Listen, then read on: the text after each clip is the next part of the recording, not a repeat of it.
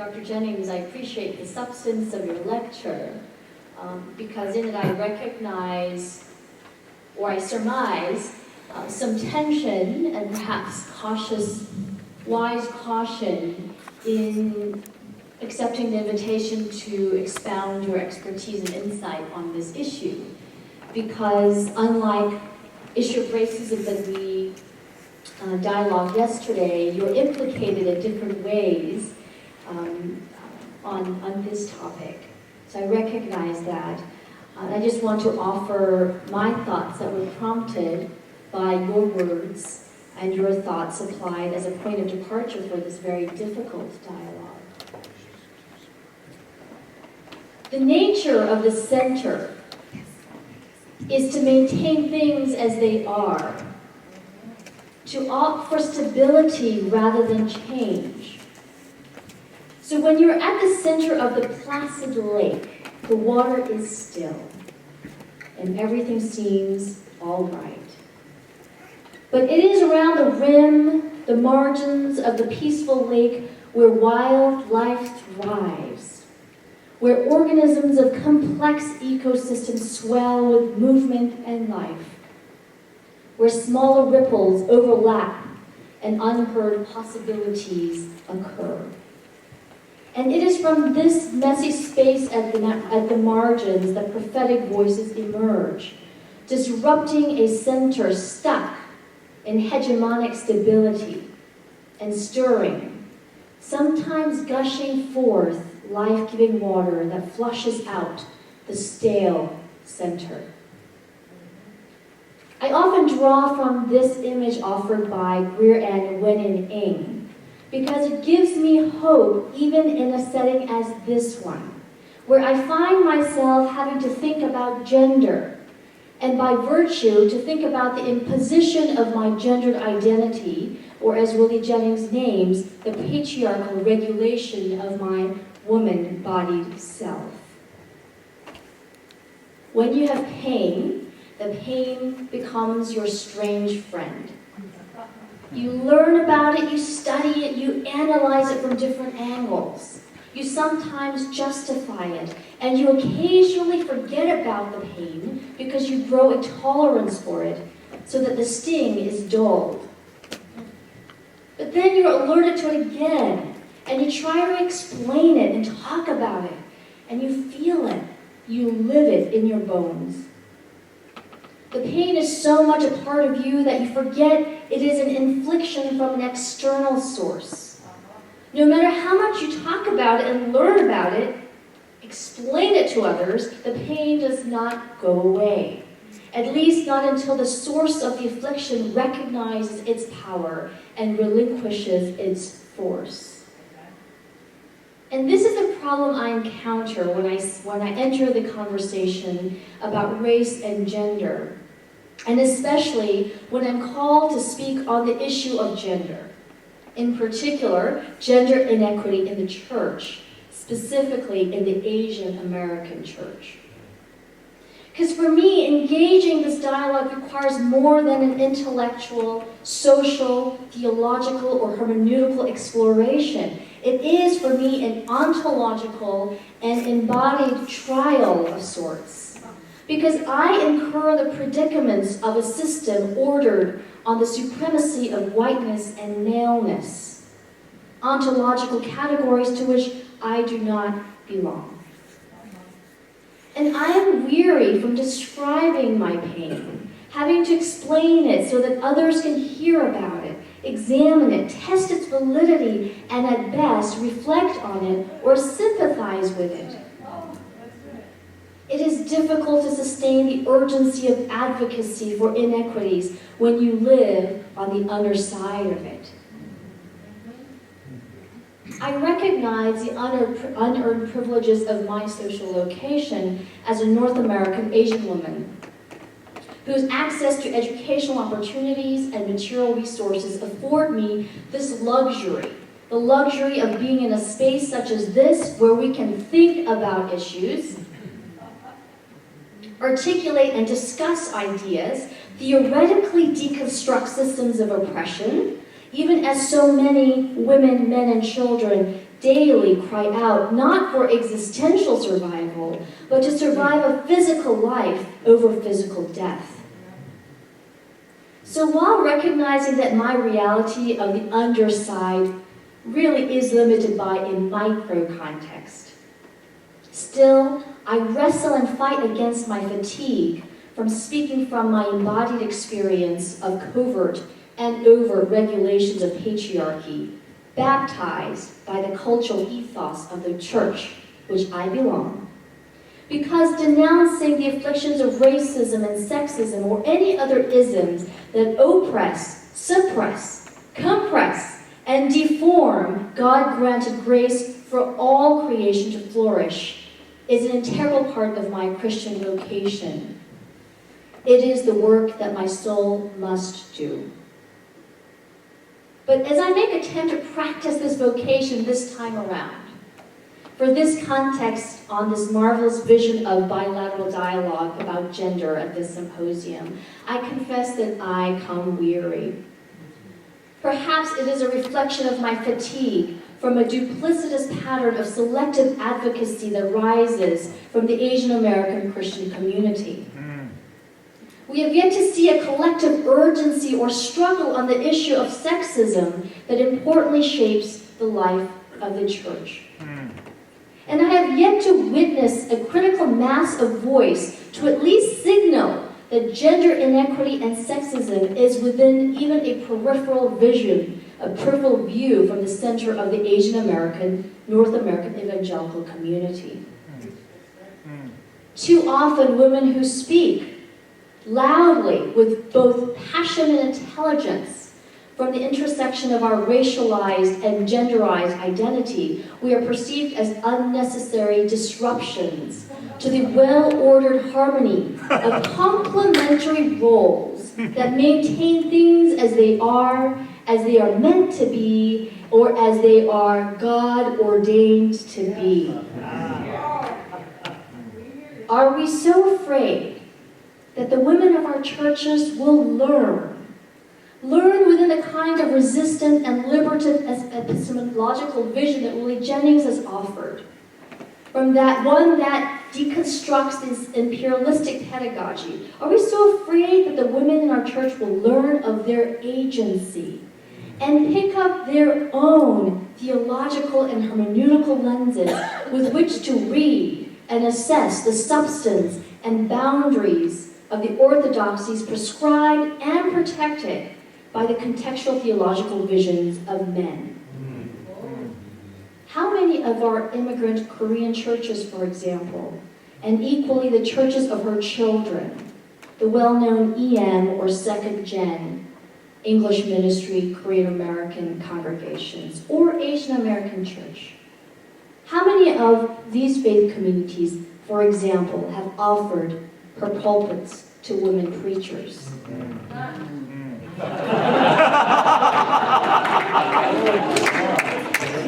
The lack of representation of women in Asian American ecclesial leadership is a benign enough place to begin recognizing the gender inequity that pervades in our theology, polity, and cultural consciousness. When a young woman grows up in an Asian immigrant church, discerns a direction to enter men's seminary, and later responds to a call to ordained pastoral ministry, instead of rejoicing, church members and pastors alike question if her path is God-honoring or biblically correct. This, for me, is a tragedy. Where are those voices, male and female, of advocacy that so effectively denounce inequitable treatment of our racialized identities? Where is the Asian American Christian community for that young woman, or for the women who remain in perpetual self-advocacy for their steadfast service and ministerial leadership for the church? For many of us, we have had to step outside of the Asian American context to fully live into our vocational callings. Imperfect, yet less restrictive contexts.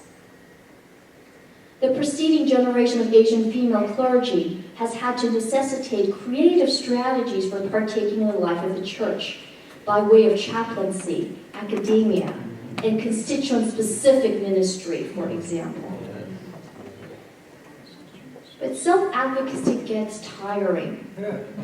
And sustaining the conversation only with others who perceive it as urgent compounds the fatigue over time. This is when a surge of collective advocacy can replenish one's sense of belonging and validity within a larger community. In this case, the Asian American ecclesial community. Unfortunately, that community, led by those who hold tremendous gender privilege, has more or less exercised dismissal and or disengagement as its modus operandi. I do not want to discount male colleagues who engage in the discourse or the few who genuinely stand in solidarity with female clergy or actively cultivate emerging leadership among women in the church.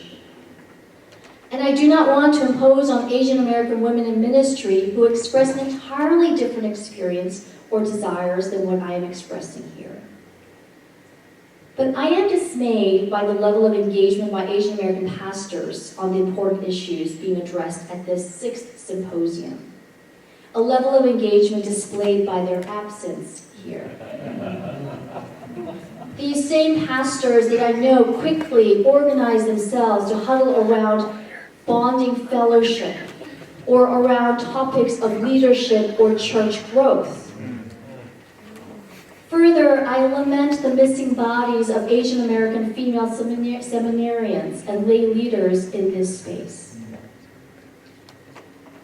Willie Jennings' interrogation of the church's regulation of the appropriate posture of female submission, or the assumed glorified helper role, and the male disposition of protective and supervisory role, offers us an opportunity to revision a community that self-examines our faithful maintenance of a counterfeit Christianity reified by a legacy of unchecked colonization.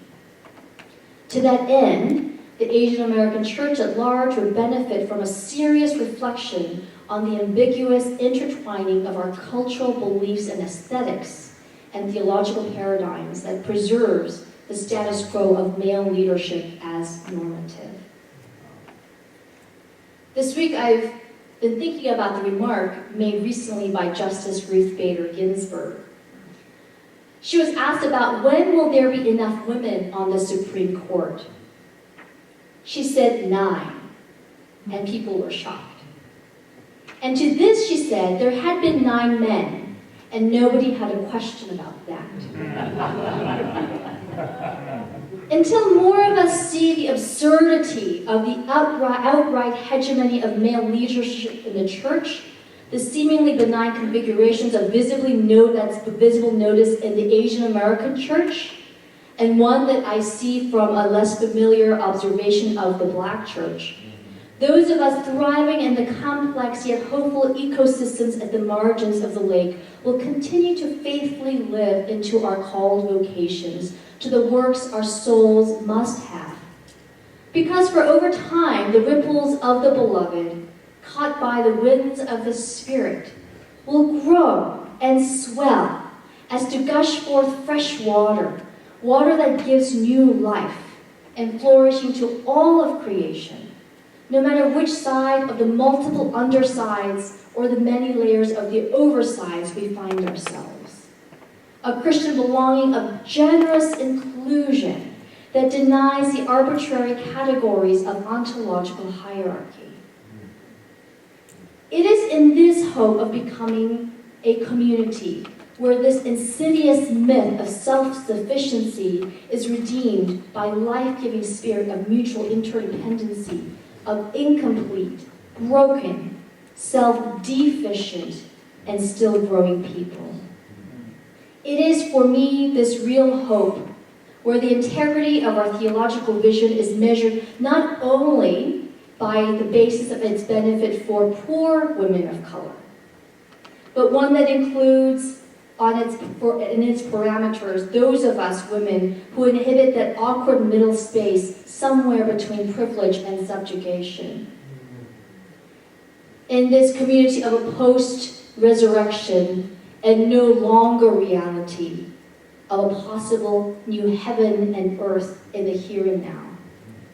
It is in this real hope where each of us can live and move and have our being in the extravagant freedom and love extended to us in Christ. And it is towards this hope of co-laboring, towards this vision, that fuels me, and I hope determines us to create ripples of new life, morning by morning, day by day.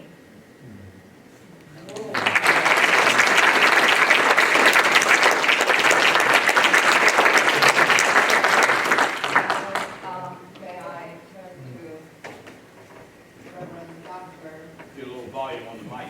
Yeah, Just Harold. press that button. Press that button. Now may I turn to Reverend Dr. Harold Kidd, who is a senior pastor of First Presbyterian Church in Englewood, and he was deeply impacted by Cain Hochbauer troubling the biblical waters. Thank you, Dr. Hertag, and good morning to everyone. It's good to be here. There's a part of me that says, Brian, what have you gotten yourself into? But first of all, I want to thank Dr. Jennings for your presentations, because you have identified some of the causal factors related to why the pink elephant is still in the room. I want to talk as a pastor. And I thank Russell for triggering this thought. The idol god of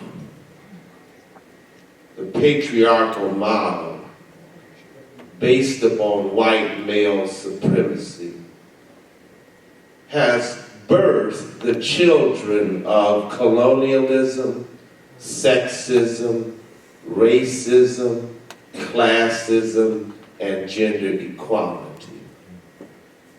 The question for us this morning, for those who live in the academy and for those who live in the world of the community, and never the two shall meet. What does Athens have to do with Jerusalem? Where is the bridge that allows us to walk together and to cross-fertilize what we do in the academy as well as the community? What does head have to do with heart? What does theological inquiry have to do with fervor and fire? What does the academy have to do with the church when it comes to the issue of race and gender equality? I believe that Micah gives us one, and Charlene has spoken to it. I believe that Micah 6 and 8 gives us one prism through which we can work this, Amen. even while it's a work in process. He has showed you, old man, old woman, what is good. And what does the Lord require of us? But to do justice, to love mercy, and to walk humbly with our God. We say that to say that systematic theology, Christology, soteriology, eschatology, ecclesiology, missiology, liberation theology, feminist theology, womanist theology are important.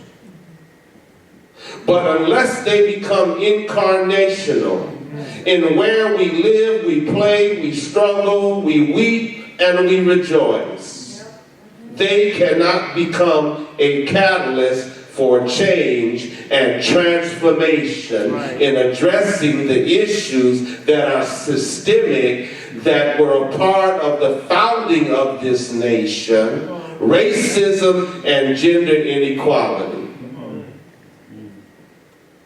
Wyatt T. Walker, the pastor emeritus of Cana Missionary Baptist Church in Harlem, New York, would remind us that the church is God's laboratory.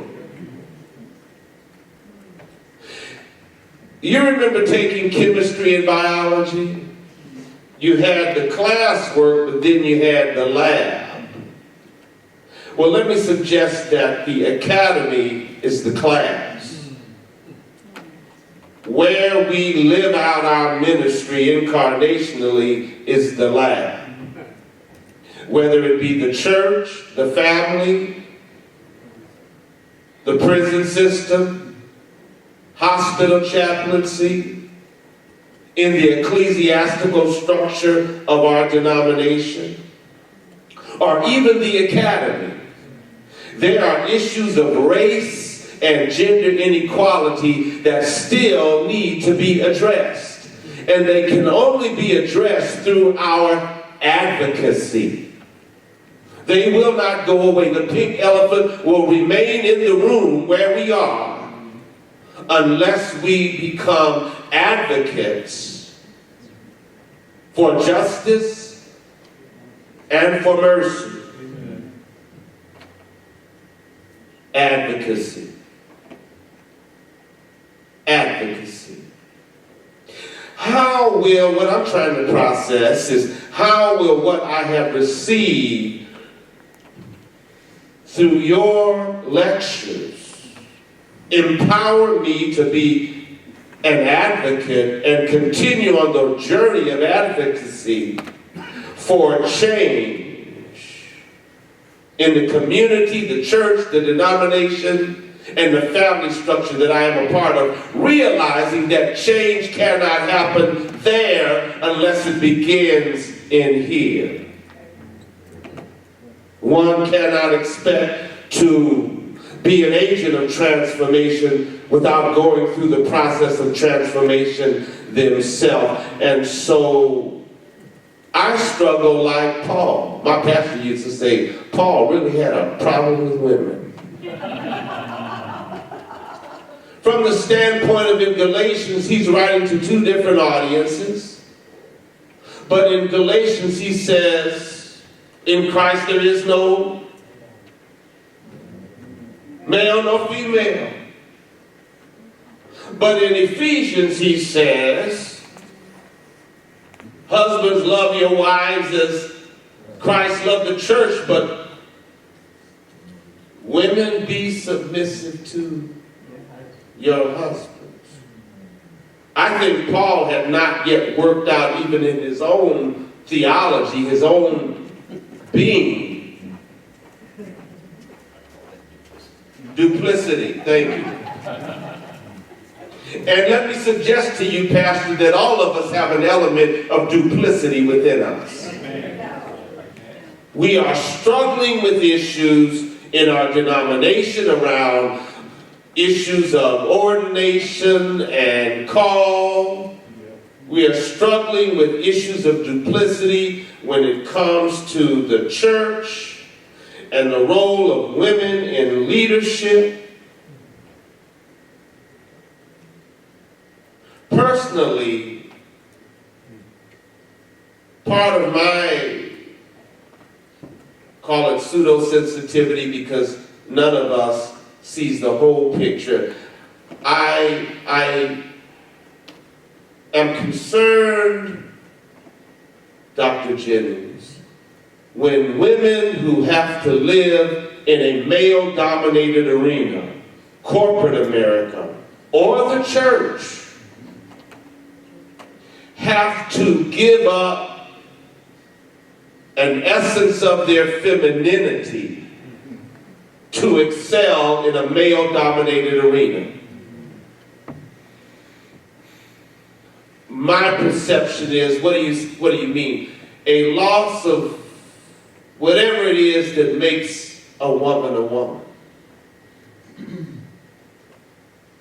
at the expense of surviving and thriving in a male-dominated arena. Margaret Thatcher was called the Iron Lady.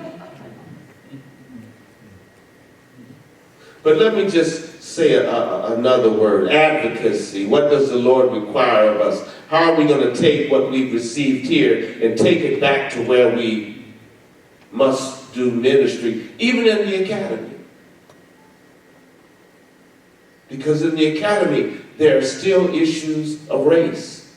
There are still issues of gender equality. At SFTS Northern California, 2 African American, 1 of black church history, and 1 the chaplain for 9 years, were invited to retire. Invited to retire.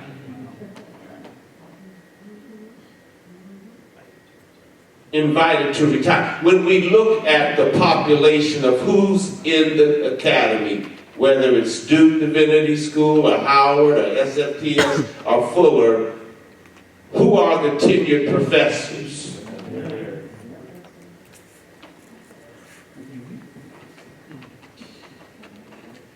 We just recently celebrated about 3 years ago a Korean moderator, the Reverend Shin Wah Park, who was the moderator of the Pacific Presbytery. Shin Wah was the vice moderator when I was the moderator. And I advocated, I raised the question, this is just an example, I raised the question to the General Mission Council and the Leadership Development Committee. We've got all these white males coming by, all these white females. We have a sprinkling of African Americans. But when was the last time we had an Asian American moderator or Hispanic moderator? And Shin Wah became the moderator, but those of us who really supported her saw how the white paradigm of leadership said, you can't do it as well as we can. I'm just being honest. It doesn't matter when we talk about gender equality. It doesn't matter what the race is or the level of education. If you're not white, you've got to go a second mile to prove yourself. Let that not be an illusion. That's a reality. I see you standing up, so I'm almost done. We have women, you got the fire started now. We have women who will not get a call to a signature church as the senior pastor. They'll get calls to specialized ministry, associate pastors, but not the senior pastor of a historic church. And my friends, Dr. Jennings, again, thank you as I close. It's got to change, and it will not change if we leave here saying we had some good lectures, profound, intellectually stimulating, but they did not spark the fervor and the fire in the soul to go back to where we live, go back to where we play, go back to where we minister, and be an advocate for justice when it comes to race and gender equality. Thank you so much. Preach, brother. Preach, brother. Now, next, I'm inviting Soong-Chan Rah to respond. And we are running a little bit late, but that's all right. It's all right? All right. I'll talk fast. Well, thank you for a chance to do this. Glad to be here, especially my advisor, Willie Jennings, is here, so I wanted to be here to be a part of the work that he continues to do. But the second reason I'm here is because of Young Lady and the influence she's had on me and the blessing she's been to me, the challenge she's been to me. So I wanted to honor that invitation to be a part of this. Because at first I was thinking, okay, if I'm doing the response yesterday, when we talk about race, especially African American, Asian American issues. I mean, that's what I've been studying and working through for the last 15, 20 years. I'm on it. And then when Jin Lee said, actually, I want you to talk about gender, I was, oh boy. This is something that has been a journey for me. Not to be too much of a shill here, but we just recently completed a book about public confession. It's called Forgive Us, and it's about the historical sins that the church has committed against certain communities. And I actually ended up doing the chapter on gender. And that was a very powerful journey for me to walk through my own biases and my own issues when it comes to the issue of gender. And so the paper of Dr. Jennings is very instructive. But this has kind of been an ongoing thing for me as an Asian American, Korean American male, trying to process through my issues around both the race and gender issue. Because again, if we talk about race, and there's a lot of things that I could say as an Asian male about race and racial discrimination, but oftentimes it's easy to take the speck out of your brother and sister's eye rather than to take the log out of your own eye. So part of my process now is trying to figure out how big this log is in my eye, and about on the issue of gender. I really appreciate Dr. Jennings' comments about white male patriarchy in the church and who are the heroes of our faith that we determine what is the right and good way to do ministry. And reflecting on Dr. Lee's comments and Dr. Tran's comments yesterday about who's missing from this gathering, and that is the huge gap are Asian American male pastors. There's a handful here, and literally a handful. You can count them on one hand how many Asian American male pastors are here. The number of academics, but the number of pastors that are here is extremely small. And yet, if we were to do a conference on church growth, or Reformed theology, or atonement theory, we would have about 500 people in this room. You know, we would be overstocked in terms of individuals who would want to hear about this issue. So the fact that within our communities, especially the Asian American communities, that those we see as the models of self-sufficiency, the gender principles of order, self-sufficient masculinity, the language that Dr. Jennings uses, these heroes of our faith are clearly white male heroic pastors. And so the conferences that you will see consistently, huge numbers of Asian American men attending, pastors, will be these heroic white male pastors who stand up there as a representation of that's the kind of pastor I want to be. So there's a very dysfunctional narrative here, and what I'm looking at now is the theme of American Christianity's excessive exceptionalism and triumphalism as a strong narrative that defines American Christianity. You see this all over the place. Who are the models of ministry? Heroic white men who have gone on to plant huge churches. Heroic white men who have gone on to do amazing works of ministry. Usually, and now one of the more prominent narratives of heroic white men moving into black neighborhoods and helping poor black folks. So these are the narratives that are out there of exceptionalism and triumphalism of the heroic white male. And I think it's uniquely American Christian and maybe even uniquely American evangelical Christian expression, this elevation of the white male as the heroic pastor, and that ties into the narrative of exceptionalism and triumphalism. How do we combat that? How do we deal with that reality? What are the theological narratives that respond to that? 2 weeks ago I just finished the manuscript, my third draft on a commentary on the Book of Lamentations.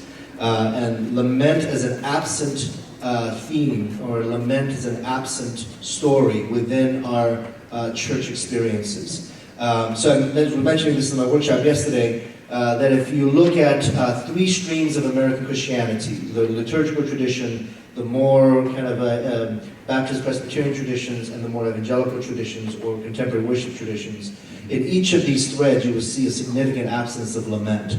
So Denise Hopkins of Wesley Seminary says that if you look at the 6 liturgical traditions in the U.S., consistently they will leave out lament psalms in the use in worship.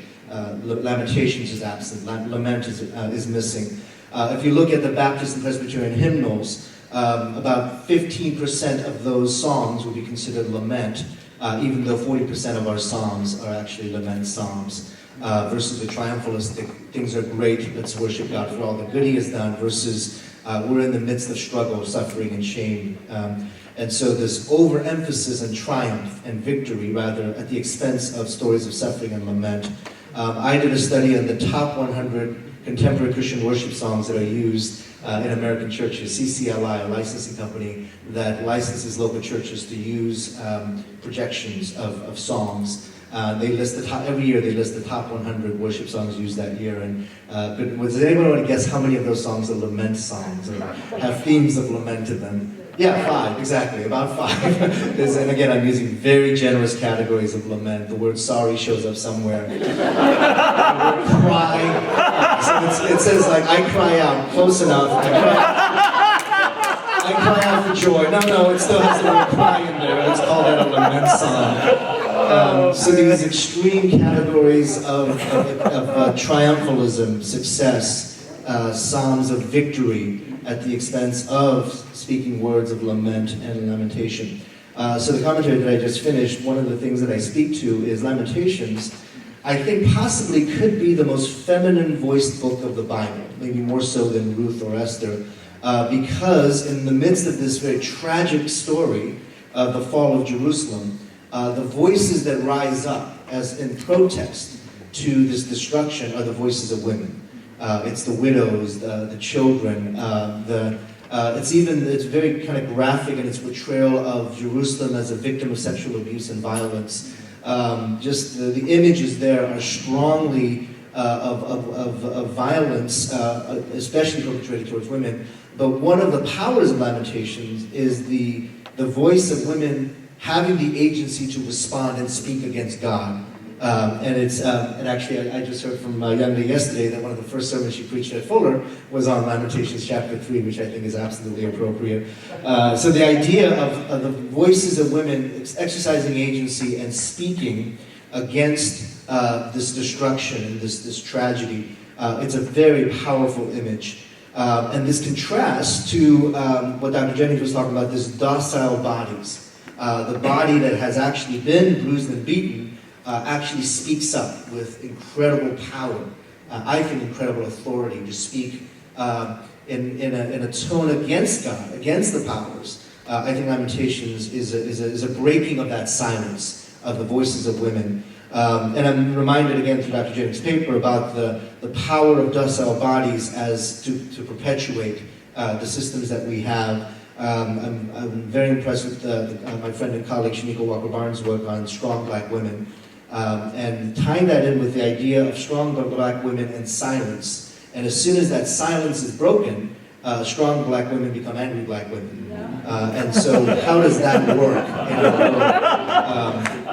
And then that's very true in Asian communities. We have strong Asian women who do everything in the church. And then as soon as they speak up, they are the angry, bitter Asian women. And there's something wrong with that dynamic where we have created categories of silence as the acceptable norm for women in the church. And I'm not even getting into the area of preaching. I'm talking about just silencing the voice of women in the church. So I really appreciate this idea of a vision of a safe space of belonging, a community.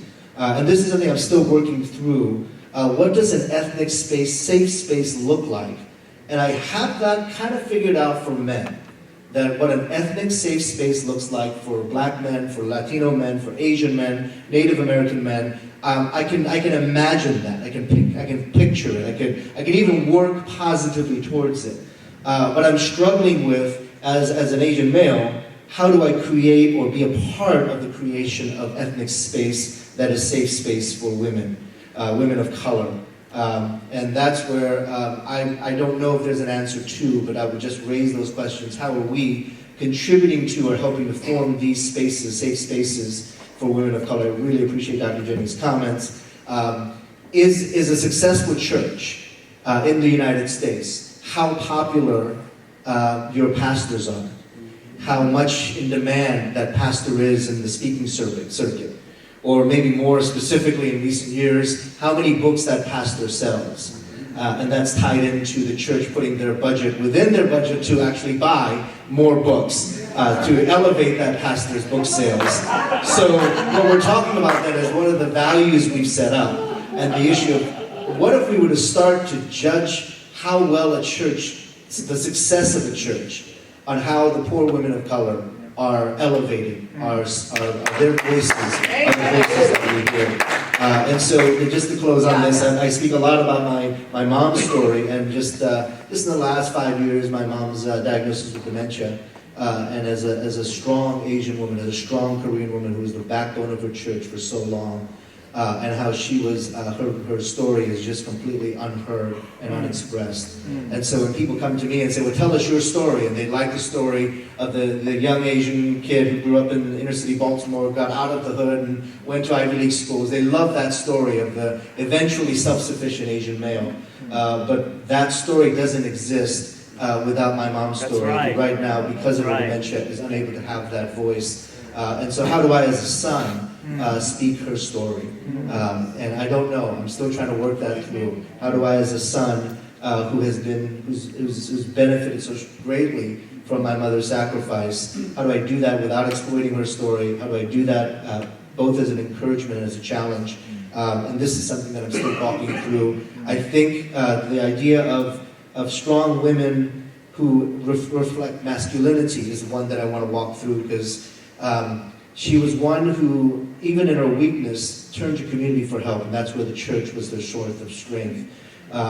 She was one who actually was willing to ask the government for help. So according to Ronald Reagan, she was a welfare queen, because our family received food stamps to make it through some very difficult financial times. And yet, why is her story diminished, and why are other stories raised up? And so those are questions that I'm asking. Whoa. We all love our mothers, but I wonder how many of my Asian American second-gen English-speaking generation own their power towards advocacy and sacrifice. So I just put that out there, and I want my Asian American brothers to own their power enough to sometimes say no when women break silence. I think there might have been some conspiracy or boycotting because I broke the silence that all men, Asian American panelists, 6 men. So I said, how will you have a healthy family life and healthy ministry when majority of church woman's voice is not even represented here? And then the ripple effect, some feedback I got was, yes, angry woman, I guess. But I'm 60 years old, who cares? Going on 40. Now, Joy Moore, she's the Associate Dean of Fuller Theological Seminary and Center for African American Church Studies.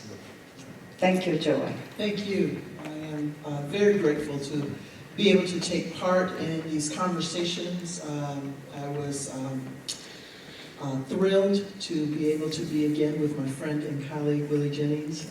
I knew that he would set some fires and then fly back to North Carolina, leaving us to find the way to be warmed by them rather than merely putting them out.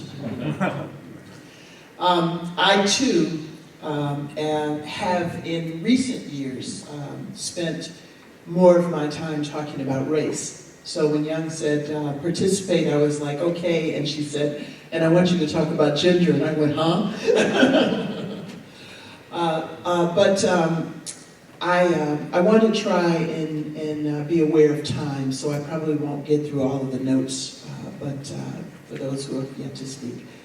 But let me just begin with a few ideas in response to Dr. Jennings' presentation.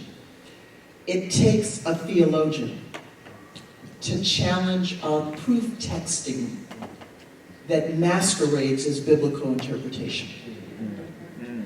The sound bites that we like to quote do not expose our biblical literacy. In fact, it fosters our biblical illiteracy. When we quote text out of context, we find ourselves capable of seeing the duplicity in Paul rather than considering the audience to which Paul was speaking. And it is possible that the issues that needed to be addressed in Ephesus required a different elephant to be addressed. And I'm not sure if the person that named that for you is still in the room. But I went to seminary. I will give you a bit of my story. I had the privilege of being raised in a non-denominational church that explained to me my responsibility to be Christian, not my privilege. So being a Christian was a call to bear witness to the God made known in Jesus Christ, more than getting Santa in the sky. And the pastor of that church was a woman. So from the time I was 5 years old, I was formed in a context, spiritually formed in a context under the leadership of a woman. I didn't know it was an issue. So when I was 13, I accepted a call. My mother said, in reenacting the life of my grandmother, who was the eldest of 13, half of her brothers were pastors. The other half needed pastors. And my grandmother died young, but her youngest sister told me that for years my grandmother spoke as a woman against woman in ministry. Until she came home one day scratching her head saying, I think I'm supposed to be a pastor too. And her brothers and sisters said, finally. Because she had been running from a call. And so my grandmother was ordained in the Baptist church. And when she was ordained, one of the pastors that laid their hands on her was a woman. I didn't know when I was 13 and felt God calling me that I wasn't supposed to say yes. So imagine my delight when I got to seminary and the women who had been denied their call and therefore were in the academy because of Paul told me I couldn't read Paul. Paul had been my hero. So I went back to God and said, excuse me, God, you can't call me. I'm a girl. Amen.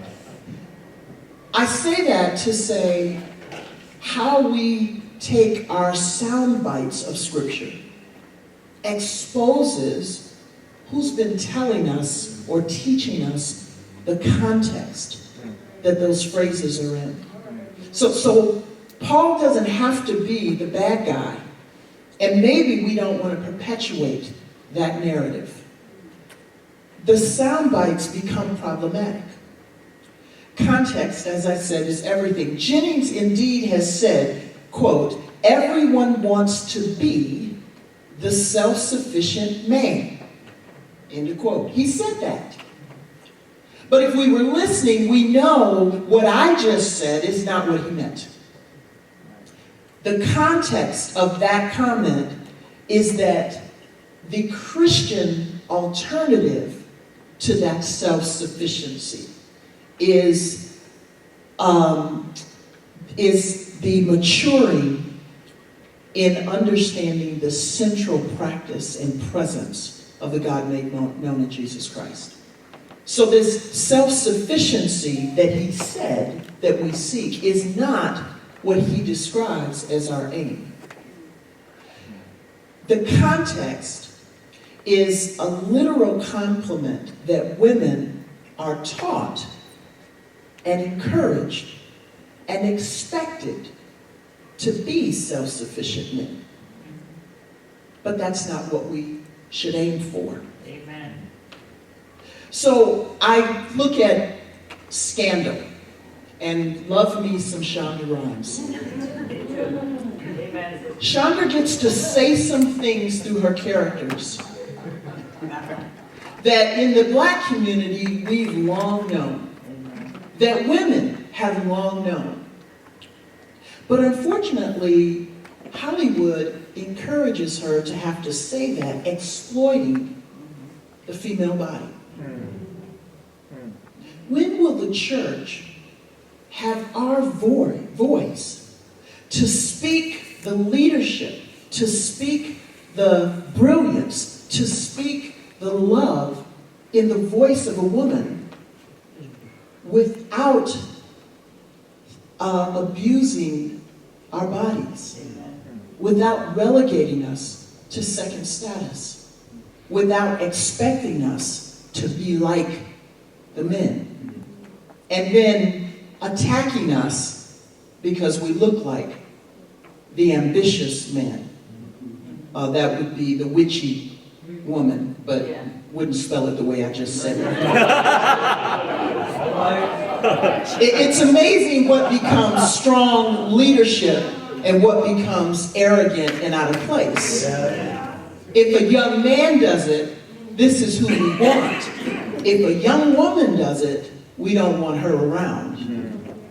Why is it, when is it that the church will be able to receive the gifts of God in the woman without expecting us to be the man?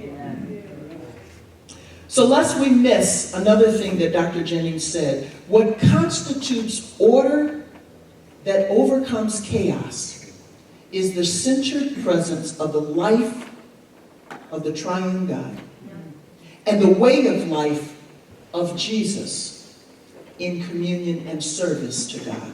What does the Lord require?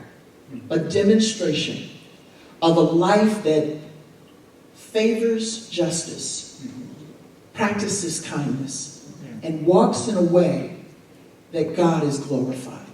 I know that's not the Hebrew version, but that's the Joy translation.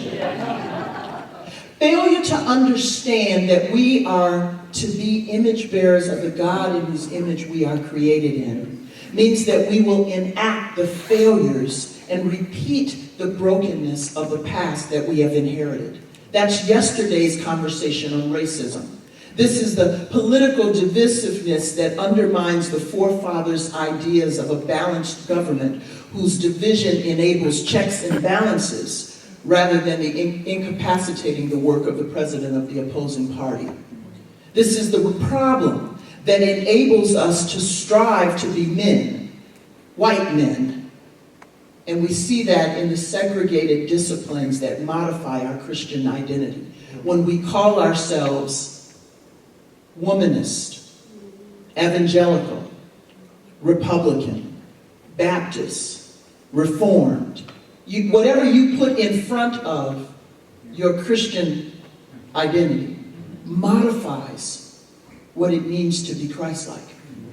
When what we are called to be is to allow, by the power of the Spirit, our Christian identity to modify who we are.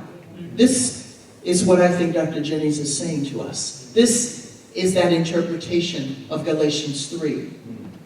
That we don't lose our distinctiveness. I am woman. Amen. Undeniably. I am black. Unapologetic. But the challenge for me in the 21st century society and church is to be unashamedly Christian. So we strive to be men, white men, rather than Christ-like image bearers of a holy God, a good God, a God who paused from the grand symphony of creation to donate dignity to dirt. And created in the image of good, in the image of greatness, in the image of divinity, male and female. Women, just like men, owe our very existence to the Creator covenanting God who gave us the birthmark transcripts of holiness. And until the church seeks our identity not to be like the world with its male-dominated leadership seeking power, but begins to say, how do I practice justice, favor kindness, and live in a way that is so Christ-like, God is glorified. then we will know the Spirit has broken in. Then we will know we are the people of God, the church. The no longer that we live in anticipation of is the reign of God, the peace of Christ. It is a resurrection hope, a death-defying hope, a hurt-healing hope in the midst of a Genesis 3 broken reality.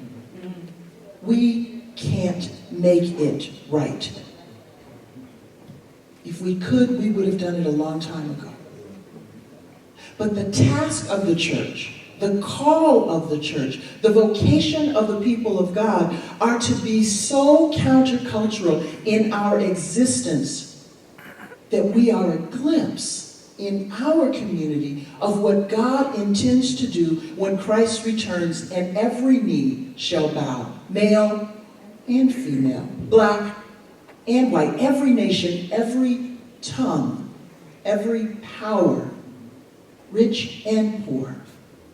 And until we realize that what we are to do is to be so countercultural in our community, we will not be able to get over the divisions that we have by race and gender. So I thank you for being here. I thank you for this invitation. And I call you to let the fires that are started here not go out when you get in your cars, but rather to allow them to be spirit-fed anointing of the work of God, where God has given you influence because you've heard these lectures.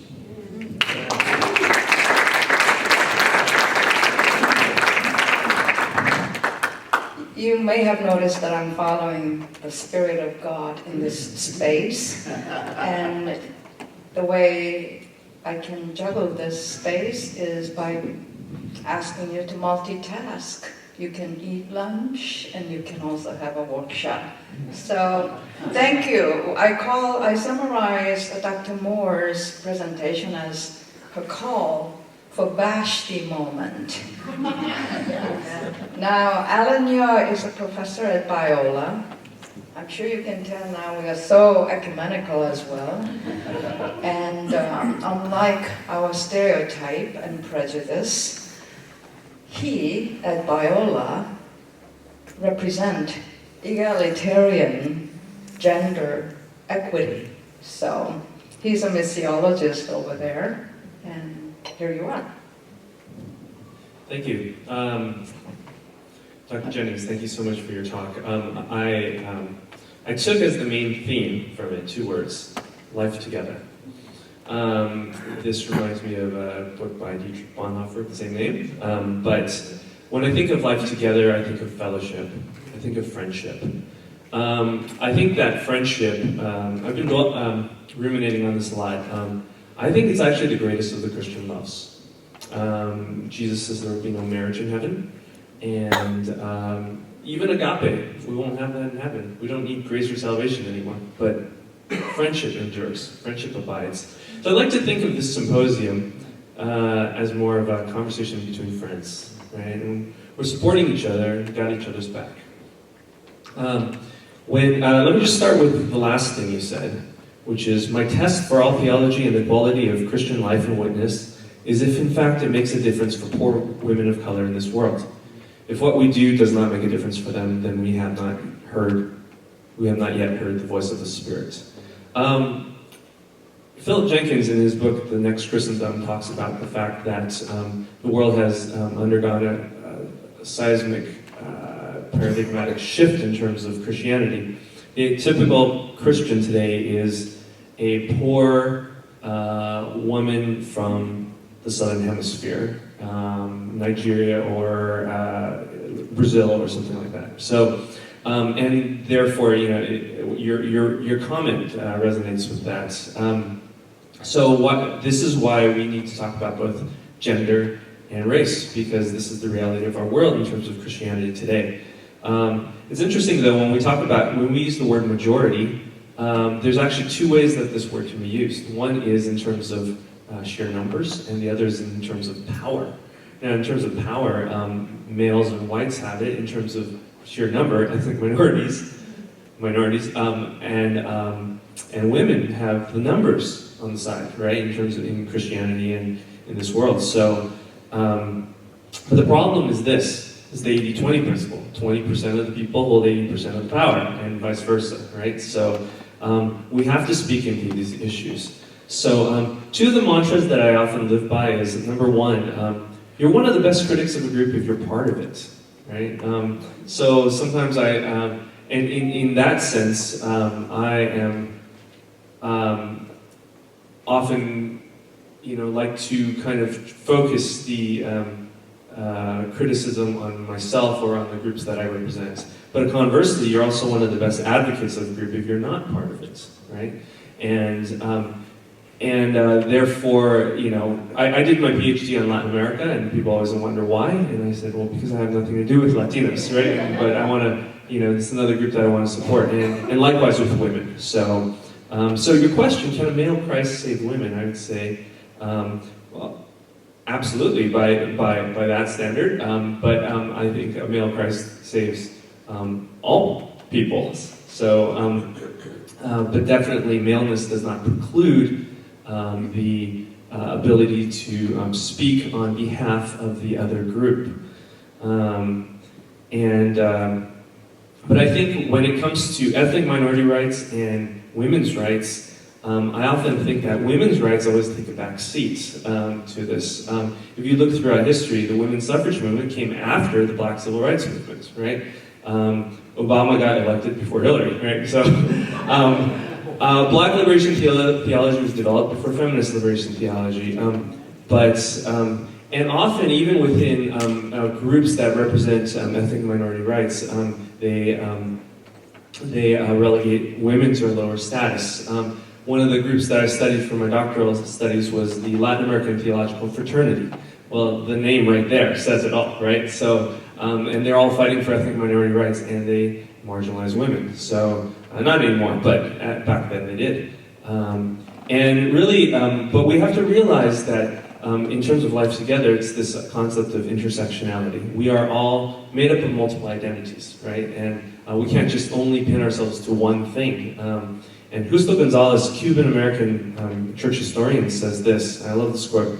He says, most of us find ourselves in multiple roles. We may be the powerful, bear race if we're white, yet among the powerless if we're women. We may be part of a powerless group if we're an ethnic minority, yet if we're well-educated and employed, we join the powerful in that category.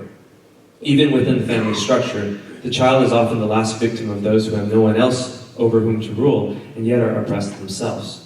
Our tendency is to claim only one part of our identity, to think of ourselves always as part of an oppressed group, or to think of ourselves always as the powerful. A much more creative dynamic is possible when we claim both parts of our identity, and the liberation given by the gospel can nurture a constant interior dialogue within our own lives. So, as an ethnic minority, I also realize I'm male, and therefore there's power dynamics going on there, right? And even ethnic minorities, blacks and Asians, can marginalize Native Americans, or the young, or women. I think in these senses we need to come up with a more holistic vision of who we are as a community. So it's the whole idea of the Imago Dei. Dr. Jennings, you talked about us having a counterfeit vision of God, but if we are to have an authentic vision of God, male and female, He created them, right? So both are made in the image of God.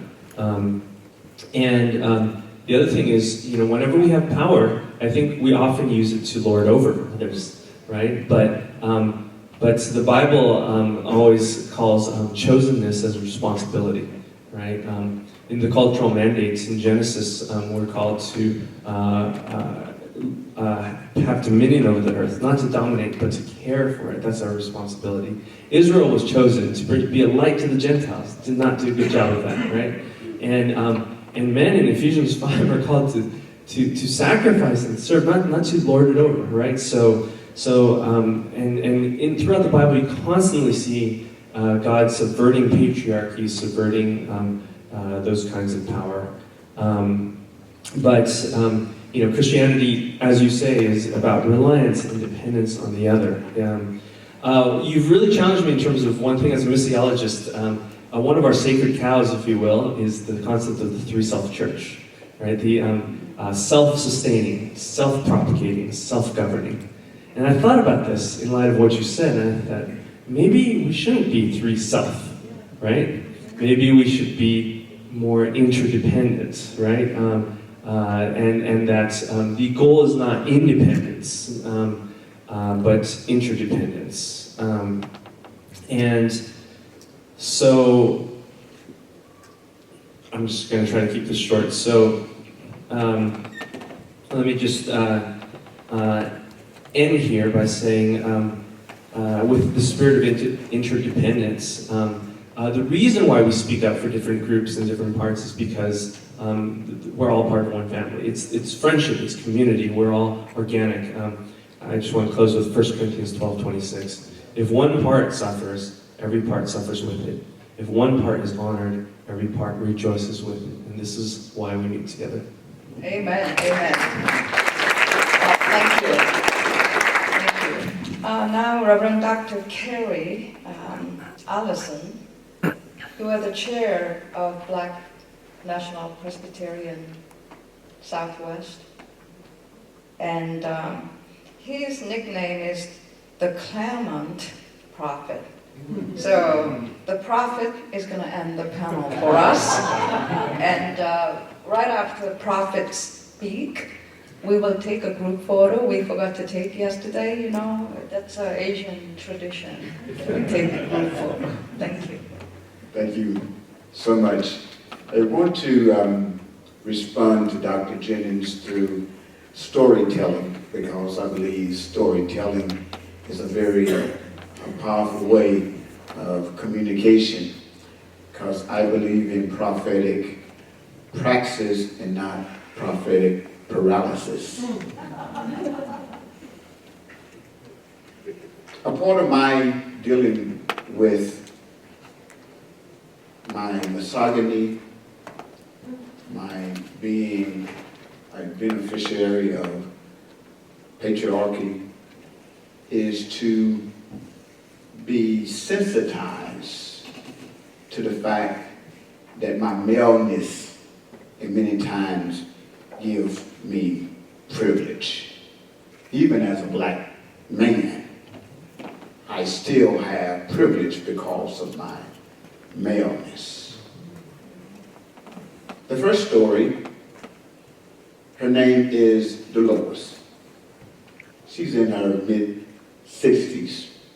She has spent the last 40 years in ministry. Her husband and pastor a church, he helps him pastor the church. They are co-pastors. He dies. She believes that she needs somebody to help her co-pastor. She calls in her brother. The brother comes in and takes over the church and throws her out. She calls me. She talks to me and said, this is what happened. Can I come to your church? Yes, please come to my church. But not only come to my church, be part of ministry. Now, because I pastor a Presbyterian church, she doesn't have all of the academic preparation to be, quote unquote, a pastor. But nevertheless, I do what I can as a local pastor to give her space for ministry, for teaching, for prayer, and now she is considered a pastor at Church of Redeemer. The second story, her name is Sage. I've known her most of her life. She is 13. She's getting introduced to this person on her high school campus who's a female. That person tells her that she can make a lot of money by prostitution. Sage, raised in a middle-class black family, Christian home. is lured into human trafficking.